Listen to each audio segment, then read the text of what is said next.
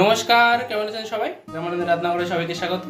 চলে এসেছি একটা নতুন রেসিপি নিয়ে। আজকে আপনাদের বানিয়ে দেখাবো হচ্ছে বাঁধাকপির পকোড়া। সেখানে দেখতেই পাচ্ছেন ঝিরি ঝিরি করে একদম কুচিয়ে নিয়েছি বাঁধাকপিটাকে। এবার তার মধ্যে দিয়ে দেবো হচ্ছে ধনেপাতা আর কাঁচা লঙ্কা কুচি। তো এবার দেবো স্বাদ পরিমাণে নুন, হলুদ, সামান্য লঙ্কার গুঁড়ো, ধনে গুঁড়ো, জিরে গুঁড়ো। এবার দিয়ে দেবো হচ্ছে পরিমাণ মতো বেসন। সমস্ত কিছু ভালোভাবে মিশিয়ে নেব।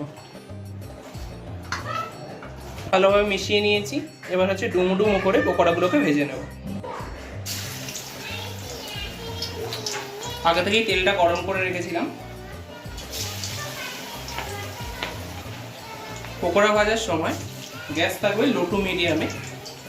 আর আমি এখানে পেঁয়াজের কোনো ব্যবহার করিনি, আপনারা চাইলে পেঁয়াজ ব্যবহার করতে পারেন।